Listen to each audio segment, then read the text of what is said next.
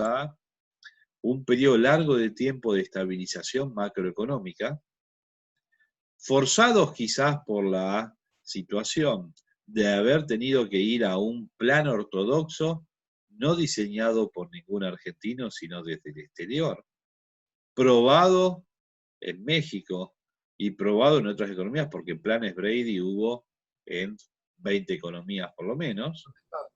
Sí, ¿Estamos hablando de la convertibilidad? de la convertibilidad. Vos viste el final de la convertibilidad. Pensé que Cavallo había traído esa idea de la convertibilidad. Cavallo, realmente lo que es una persona muy vinculada, ojo, una persona que había estado dando clases en Harvard, según lo que yo entiendo, como profesor invitado, él está bien y todo, pero hemos tenido varias personas, economistas, que han dado clases en el exterior, en universidades de renombre. Martín Redrado es, por ejemplo, una persona que fue también docente en Harvard y ha venido y hoy está en nuestro mundo profesional, académico, más que nada realmente asesorando a muchos gobiernos y entidades internacionales, y la verdad es que fue también una persona que se incorpora en la vida pública argentina en la década de los 90, traído por Cavallo. Voy a encontrar que es una persona de mucha valía intelectualmente al comienzo de los 90. El defecto quizás de Cavallo es cuando después se convierte en político. Hay una diferencia muy grande entre el Cavallo técnico de la década de los 90, que ojo, no es que recién entraba en el Estado. Cavallo es el que nacionaliza la deuda de las empresas desde el Banco Central en el año 81, con los seguros de cambio. O sea, él es una persona que está vinculado con lo que es lo público, incluso es funcionario en el gobierno militar. Asesora o quiere asesorar a Alfonsín en justamente implementar un plan Brady en Argentina, que él llamaba plan de convertibilidad, después se va a llamar plan de convertibilidad, que incluso como funciona es la disputa entre Cavallo y Menem, quién es el padre de la criatura. Pero cuando Argentina ingresa en el plan Brady. Un plan Brady para Argentina significaba el que le permitía todos los cambios estructurales. ¿Por qué alguien que venía de empapelar La Rioja de títulos públicos, que había empezado con el plan Bunge-Bond, pero tiene la dificultad de que ese plan Bunge queda trunco a partir de que muere Miguel Roig, que después intenta con Herman González algún intento de estabilización que fracasa rápidamente, porque sin voluntad vos no podés hacer un plan económico en serio que genere transformaciones? En un contexto de default tenés problemas de inflación porque seguís teniendo déficit fiscal. O sea, la estructura no funciona. Entonces, por más que le pongas voluntad, la cosa no caminaba y la verdad es que no genera mucha confianza. Si vos sumás todo eso, decís Argentina va al abismo y a ver, esperen, comienzo de febrero, tiene que ser final de enero, comienzo de febrero del año 91, Argentina tiene una nueva hiperinflación. Recuerdo estar en el exterior y de un día al otro desaparecieron los argentinos en las playas. Desapareció la gente de la playa. La gente que veías todos los días, eran tiempos donde uno iba de vacaciones y estaba un mes en el exterior o cosas por el estilo. Entonces de golpe te encontrabas que los vecinos que iban además siempre al mismo lugar, te desaparecieron todos los que estaban alrededor tuyo. Todos los turcos de calle del 11 habían desaparecido, esto y lo otro. Argentina había entrado en una corrida financiera entre enero y febrero del año 91.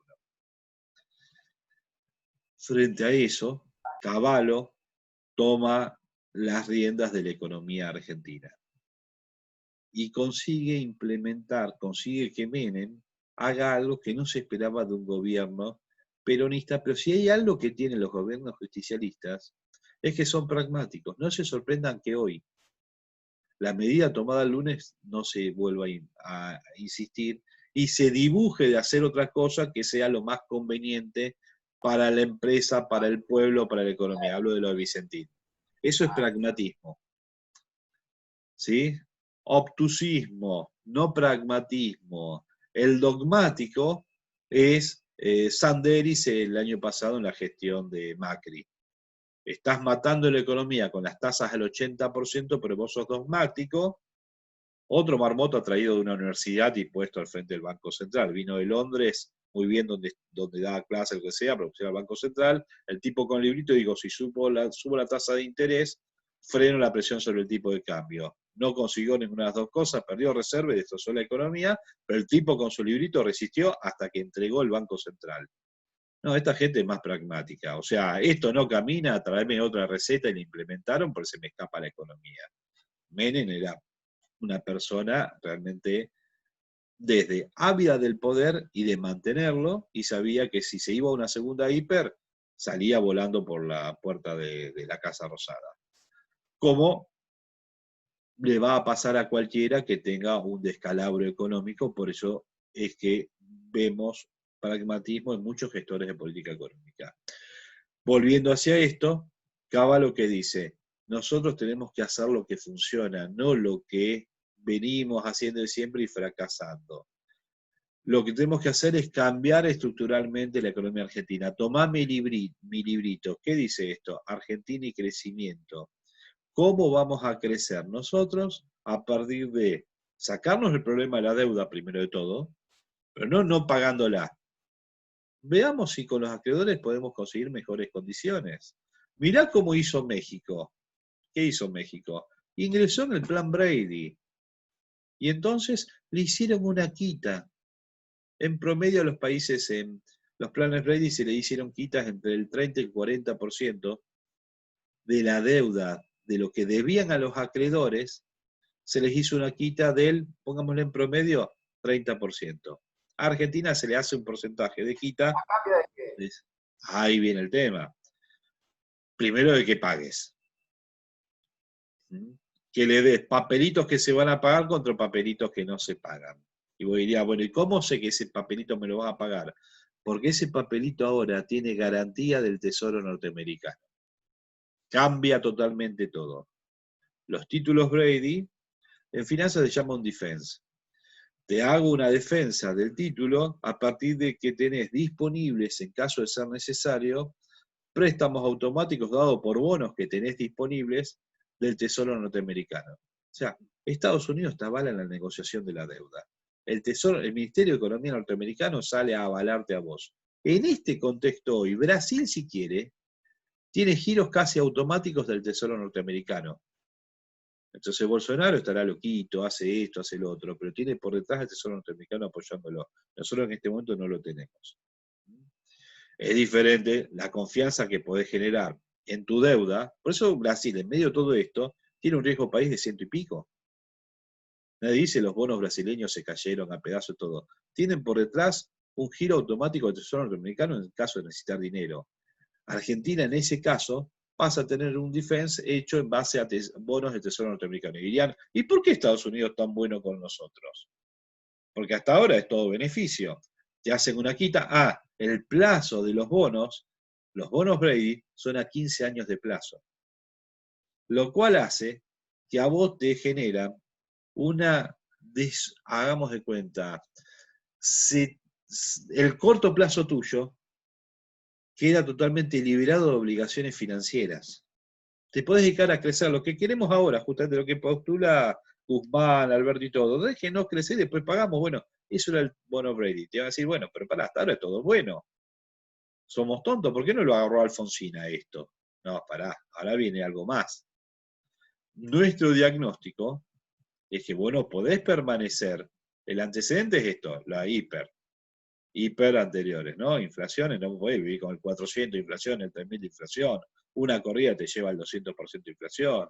Tipo de cambio que valía 80 centavos, lo tenés en 3.000, 4.000, no vale, eso no puede ser, tu moneda no vale nada. Tenés que además tener una moneda fuerte, ¿sí? No podés vivir con desequilibrio fiscal y de balance de pagos permanente, el doble déficit.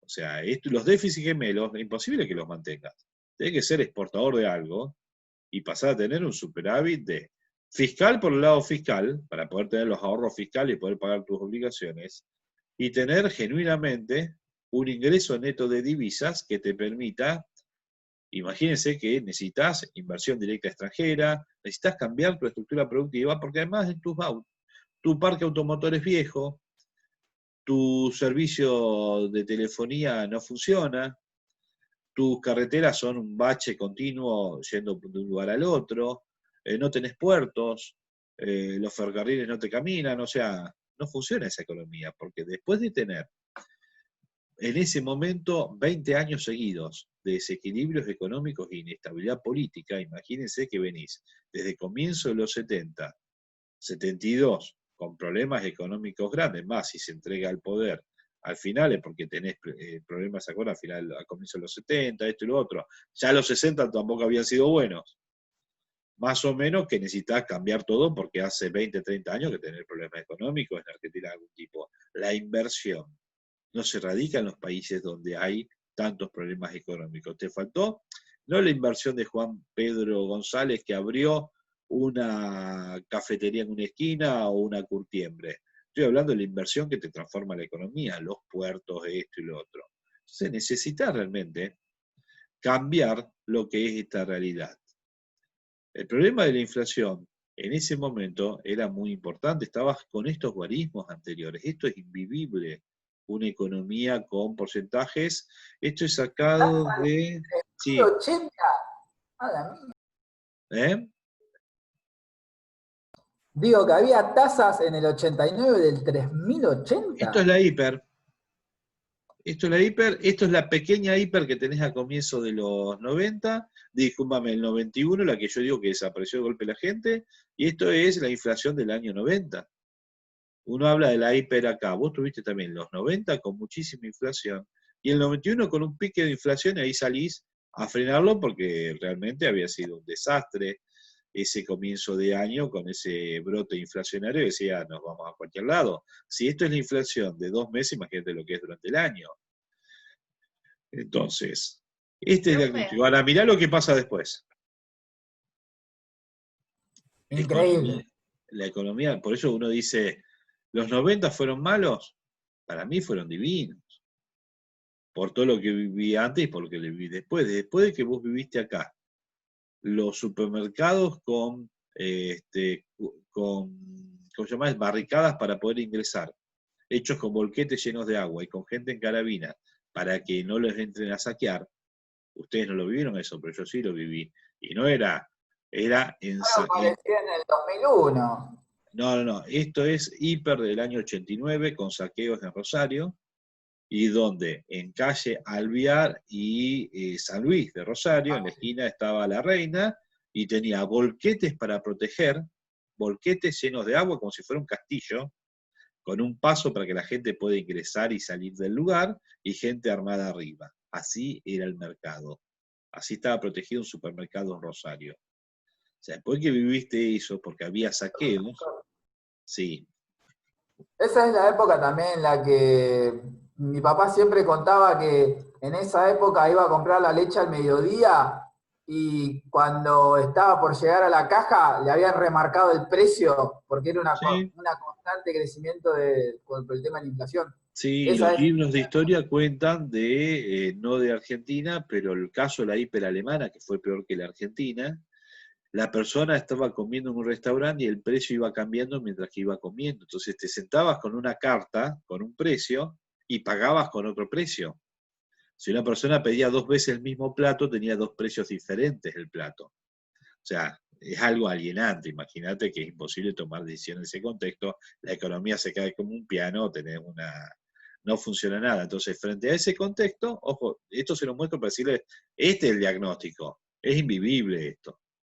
Se te cayó la economía, todo. Bueno, entonces, frente a eso, lo que va a venir es, bueno, esto es variaciones mensuales así. Esto, marzo del año 91, esto es la ley, antes es un decreto, lo que vamos a establecer es la convertibilidad del dólar norteamericano a cambio de 10.000 australes. ¿Sí?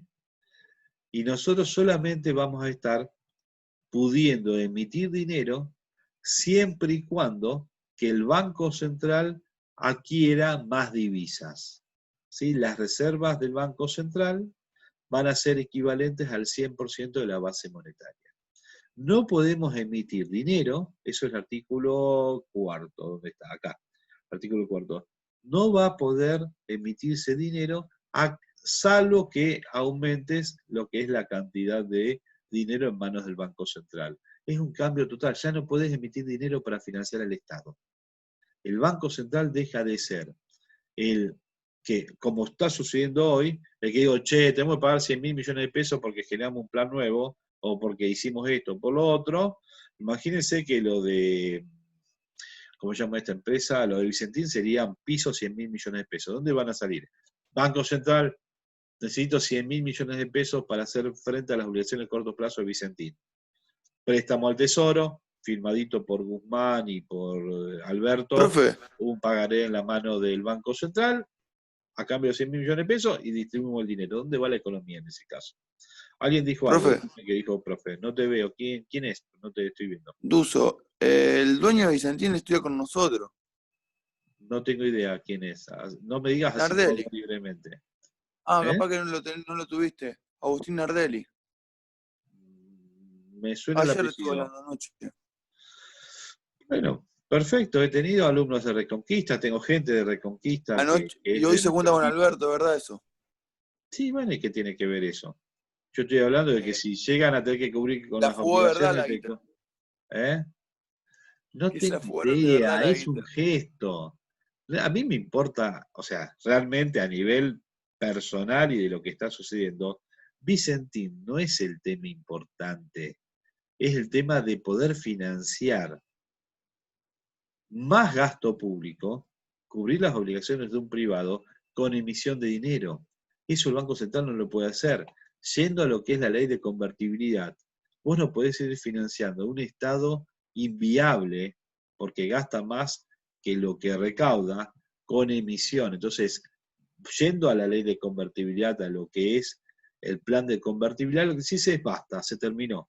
Ya no hay plata del Banco Central para financiar el Estado.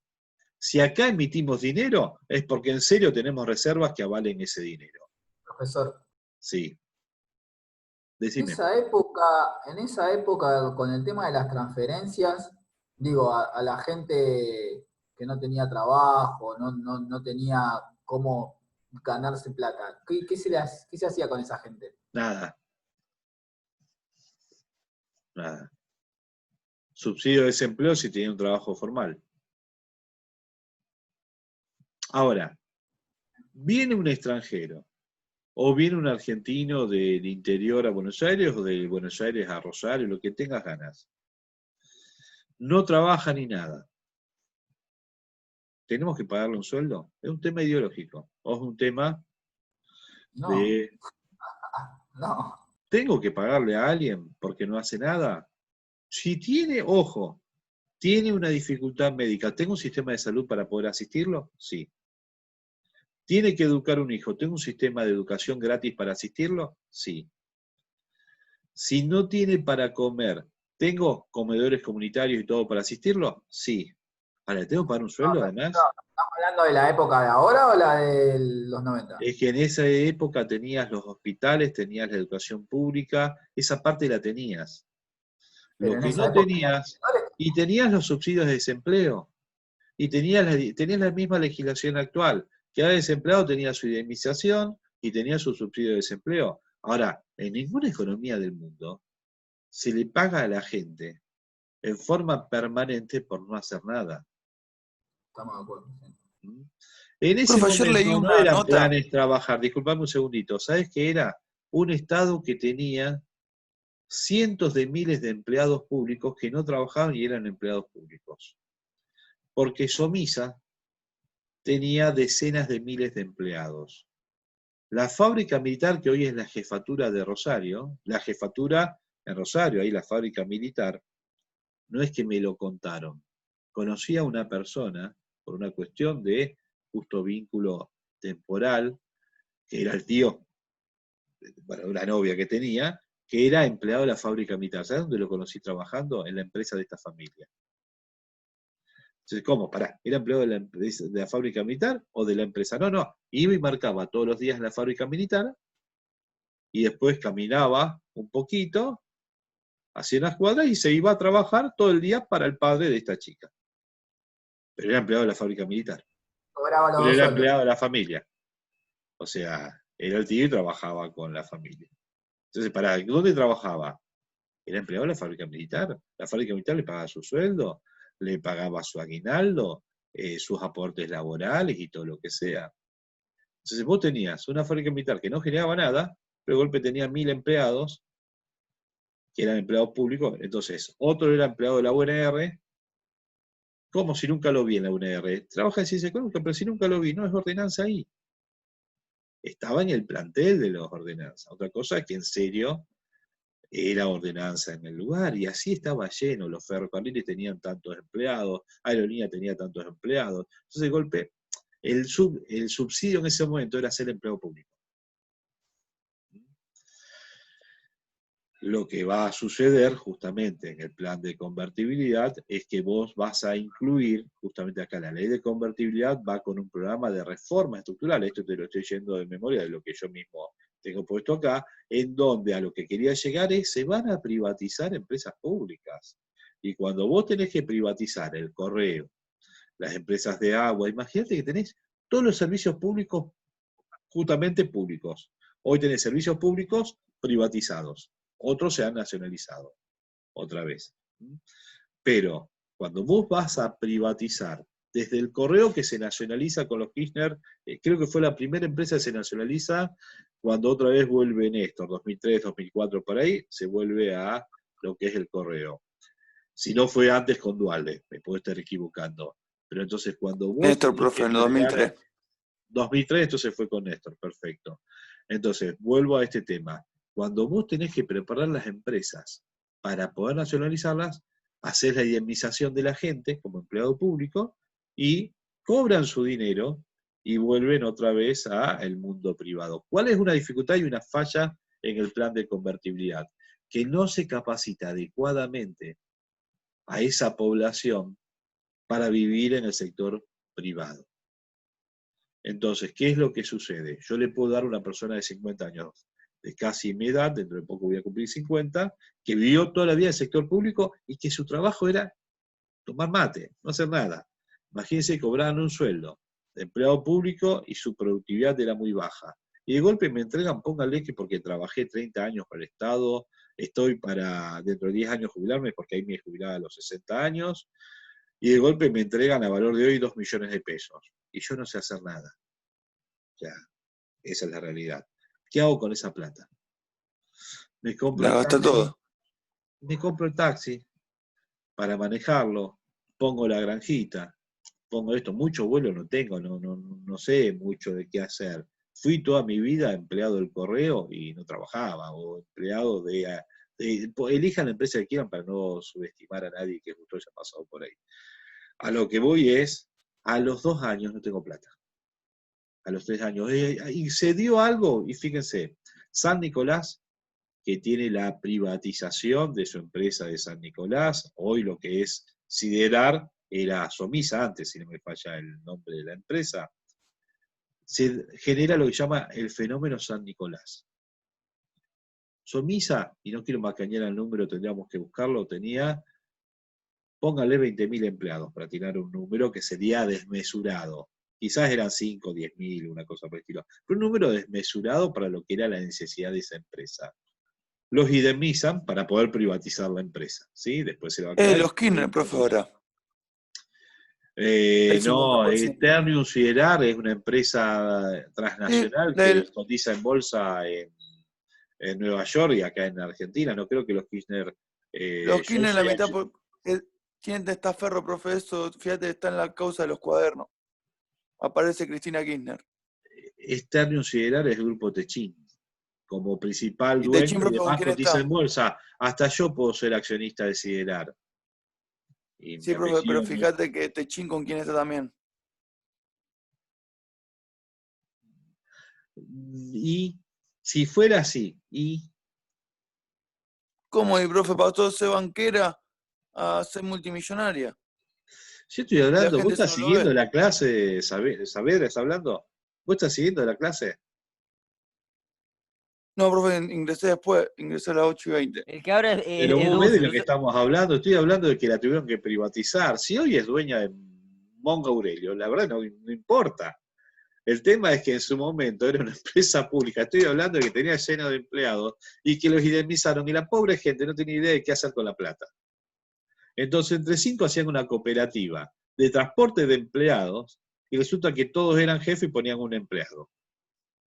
Porque además no trabajaban, no estaban acostumbrados y de golpe eran los nuevos Ahora sí, empresarios, profe, entonces, listo. esto y lo otro. ¿Y qué es lo que pasa? Y te lo digo porque trabajaba en un banco que definió como bajo target a San Nicolás, daba créditos en un banco, como oficial de crédito venía gente, y como éramos la única sucursal de la zona, te venías de gente hasta de San Nicolás, o te podían querer, nosotros vendíamos en Casilda, Venado Tuerto, esto y otro, desde, bueno, era el Citibank.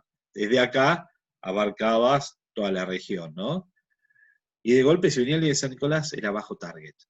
Significaba que no se le podía vender productos crediticios a la gente de San Nicolás. ¿Por qué? Porque no iban a poder pagarlos. ¿Por qué? Porque se estaba dando el fenómeno San Nicolás. Cada uno puso su pequeño kiosquito y resulta que la plata se te va, el flujo circular de renta, perfecto, se da en una economía cerrada. Ahora, si vos tenés proveedores que vienen de Córdoba, de Santa Fe, de Buenos Aires y todo, la plata circula, pero cada vez que pago a un proveedor por traerme mercadería, la plata se va y nunca vuelve a San Nicolás. Entonces San Nicolás se desagotó. Y después pasó a ser una economía recesiva. Eso se llamó fenómeno San Nicolás y se dio durante la década de los 90, más sobre el año 97, 98 aproximadamente. Pero fue la pobre gente que vivía del Estado y que no fue capacitada para ser emprendedora y con el dinero generar valor agregado, más allá de brindar servicios fáciles. Sobre todo si fueron al rubro servicios y todo el mundo brinda servicio al otro, pero la plata termina agotándose. ¿Sí? Eso es un tema de las privatizaciones de las empresas públicas. Ojo, en ese contexto hubo subas de tarifas, ¿sí? Suba de tarifas para que en el caso de la telefonía, la interventora fue la hija de Alzogaray, que fue el ministro de Economía que dijo hay que pasar invierno, estuvo 2 meses, hablé en la clase anterior. Bueno, esta persona lo que hizo fue, además de preparando la empresa para privatizarla en el año 94, subió el precio de la telefonía, del minuto de telefonía, la transformó en una empresa que iba a ser rentable y después entró en la privatización donde ingresaron Telecom para un lado y Telefónica para la otra. ¿Sí? Otras cosas que se hicieron dentro de lo que fue el plan integral de convertibilidad, y esto es todo el año 91, y ahí viene, esto está vinculado con el plan Brady. La única manera que te hagan la quita del 35% y que te estiren los bonos para adelante y te entre la garantía del Tesoro norteamericano es que hagas todo esto. Entonces, privatizás, digo, ¿por qué vos gastás de más? Porque tenés empresas públicas que pierden plata todos los días. Bueno, sacate las empresas públicas, ¿qué hacemos? Las privatizamos. Además, los bonitos esos que no pagaste, los aceptás como forma de pago por las empresas. Entonces hay empresas que se compraron deuda en default de Argentina y canjearon 4.000 millones de dólares de deuda en default por parte del sector telefónico argentino. Y así Telecom se queda con parte de Entel. ¿Sí? Entonces, un pedacito de plata en serio y el resto, plata que no voy a tener que pagar. Y ahí resuelvo ese problema. Lo que voy a encontrar también es que, además de esa parte de privatización, de reestructurar el sector público directamente, en la administración pública, sacar gente de más, no podías tener en la Biblioteca Nacional 5.000 empleados. No podés tener, dependiendo de casa de gobierno, 2.500 empleados. Es un edificio donde no entran parados. ¿Sí? Entonces empezaste a sacar gente con indemnizaciones, retiros, esto y otro, a todo el mundo pagándole. Nadie, creo que no debe haber gente que se haya quejado de que no les pagaron. Pero hubo mucho de retiro voluntario, todas esas cosas que se podía dar, jubilaciones y todo. Después lo que te vas a encontrar es que se desregularon mercados. Argentina tenía muchas regulaciones, controles de esto, controles de lo otro, empieza a regir el precio. O sea, olvídense de una tablita que diga el precio máximo es esto, lo otro, al estilo Alfonsín. Está bien que Menem no lo había implementado, pero en la ortodoxia se había querido, de alguna manera, tratar de influenciar en los precios, como se hace ahora. No hay, bueno, hoy sí tenemos la lista de precios, en los precios que se fijaron al 9 de marzo, 8 de marzo, que tiene que estar vigente y se han clausurado negocios. Olvídense de eso, el precio es libre de juego, oferta y demanda. Sí, lo que vas a tener es, ¿dónde está? Una apertura de la economía muy agresiva, en donde esto se va a llamar Tratado de Asunción, también de marzo del año 91, que va a hacer avanzar. El Tratado de Asunción, quizás no lo sepan, es el que genera o la formación del Mercosur. Entonces nosotros empezamos con la ley de convertibilidad en marzo del año 91 y simultáneamente damos inicio con Brasil, Paraguay y Uruguay a lo que es el Mercosur. Se había firmado un protocolo de integración comercial Argentina-Brasil en el año 84, se lo agranda y se transforma en el Tratado de Asunción, que después, 2 años después, se va a tratar el Tratado de Europreto y ahí se termina de convalidar todo lo que es el Mercosur. Pero esa apertura, ojo que significa que para diciembre del año 95 te abriste a una economía industrial gigantesca como lo que es Brasil, que en un momento llega a ser la 7ª economía del mundo, y se calcula que es la 10ª economía del mundo. Pero estás hablando de un gigante, te abriste a Estados Unidos de golpe, ese es el tema. Sí, decime. El tema de la convertibilidad, que nosotros pasamos a tener una moneda del 1 a 1. El resto Sí. de los países de Sudamérica, ¿también tuvo algo parecido? Brasil lo va a hacer en el año 94. Se va a llamar Plan Real. Brasil llega a tener un real, un dólar también. El tipo de cambio de todas nuestras economías, Uruguay también lleva 10 pesos uruguayos, un dólar. Y Perú, no me acuerdo si eran 100 guaraníes, 1000 guaraníes, lo que sea, pero empieza, me acuerdo de ir a congresos, a seminarios, donde se hablaba de la armonización de la política económica. Teníamos en la cabeza hacer una especie de Unión Económica Europea. Todavía no era, en ese momento era la Comunidad Económica Europea, recién en el año 2000 va a ser la Unión Económica Europea, ¿sí? Pero entonces tenías que armonizar las políticas económicas, que todos tiendan a tener superávit fiscal, que todos tiendan a tener la misma política comercial. Solamente teniendo la misma política monetaria y la misma política fiscal, en un momento ibas a pasar a tener un banco central común. Imagínate lo que se habla en la década de los 90, tener una especie de banco central del Mercosur, una moneda del Mercosur. Era hacia eso a largo plazo, una integración económica en donde pase sin fronteras entre Argentina y Brasil, Brasil y Uruguay, bueno, el límite con Argentina y Brasil también, o Paraguay, que te muevas libremente como si estuvieras en Europa, solamente que acá en Sudamérica. Una visión de larguísimo plazo, por supuesto, pero para eso tenías que armonizar. Vos no podías tener abiertas las fronteras sin ningún tipo de restricción comercial para un país que tiene una política cambiaria de acuerdo a su ritmo que no es el tuyo. Cuando Brasil en el año 98 mueve el real, abandona, entra en el real y 4 años después los abandonan cuando lo necesitan, porque San Pablo no podía pagar obligaciones, entonces Brasil mueve el tipo de cambio de 1 a 1,80. La realidad es que nosotros seguimos teniendo el 1 a 1, y el problema era que teníamos las fronteras abiertas sin ningún tipo de protección, frente a Brasil que había movido su tipo de cambio. Entonces ibas a Carrefour y tenías un pollo brasileño. Es simple. Tenías abierta la frontera, no le metías aranceles y Brasil te había movido el tipo de cambio. Te entraban los productos de Brasil como si nada.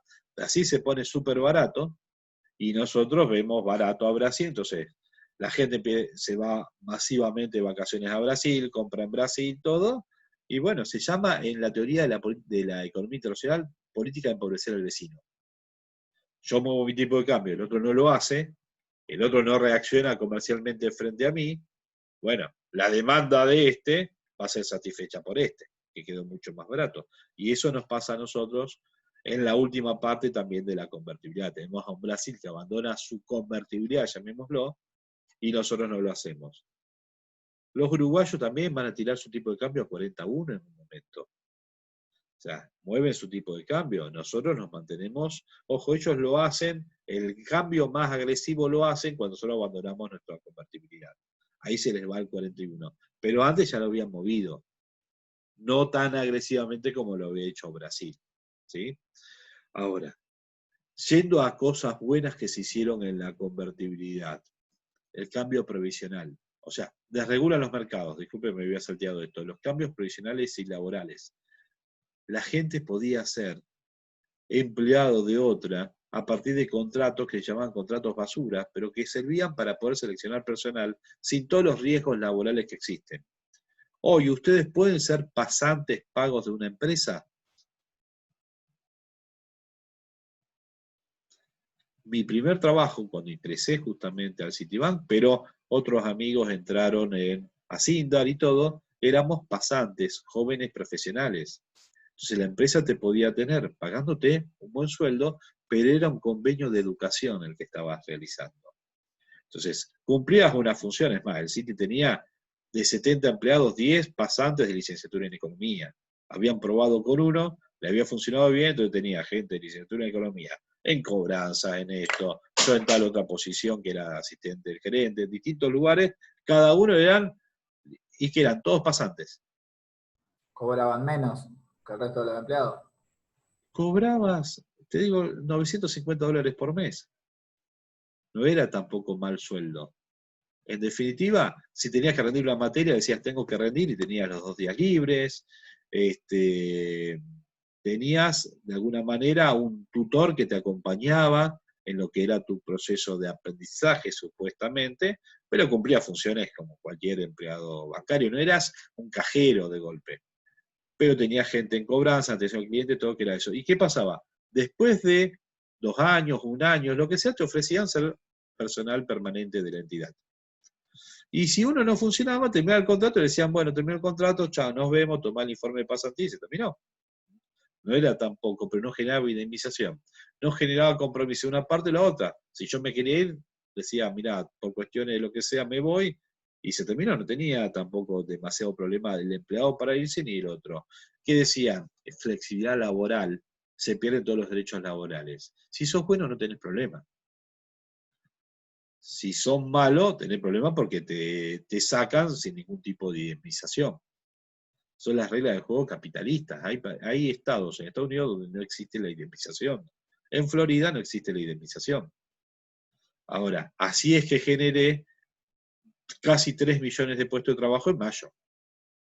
La gente se va fácil y entra fácil después. Esperen que esto termine, ahora volvemos a entrar.